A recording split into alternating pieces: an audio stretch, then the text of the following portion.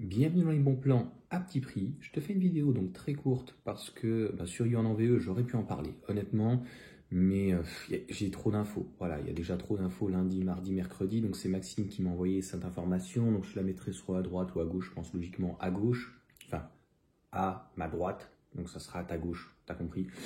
Donc MGZS, ce qui est indirectement logique, hein, c'est la fin de production de ce véhicule, qui est donc sur, entre guillemets, un ancien châssis.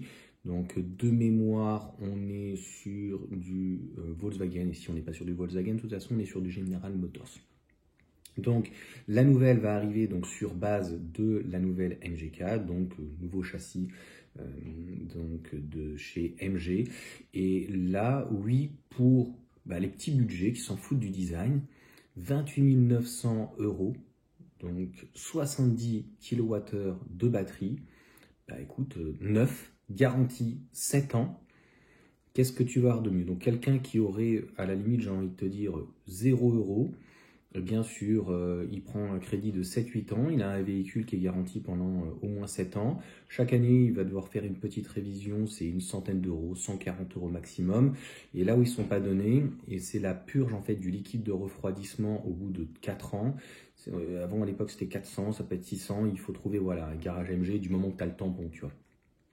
Ça sera bon, voilà.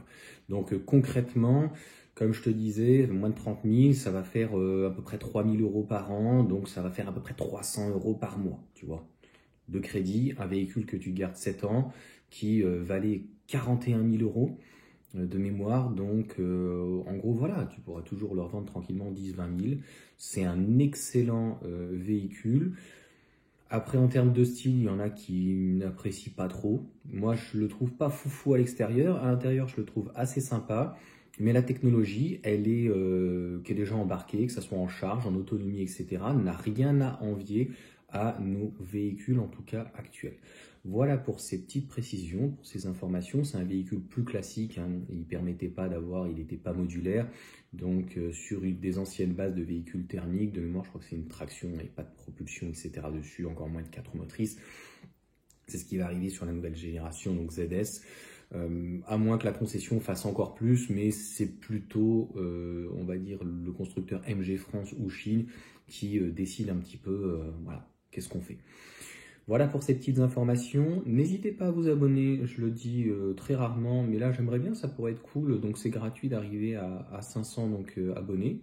Et puis le jour où ça arrive à 1000, tranquille.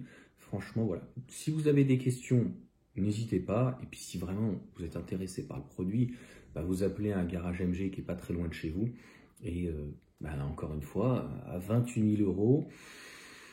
Une NATO 3, éventuellement. C'est vrai qu'il a énormément baissé. Je pense que finalement, ça va être la guerre entre les Chinois, peut-être entre eux, donc puisque personne n'a l'air trop de réagir, hein, ni le Scénic, encore moins que ça soit le 3008, mais bon, il a l'air de bien se vendre. Donc voilà, en tout cas, pour ces petites informations, je ne ferai pas d'analyse, donc de vidéo, quoi que ce soit là-dessus. Je pense avoir donné le minimum d'informations, les prix, les entretiens, comment ça fonctionne et les garanties. Allez, sur ce, ciao à tous.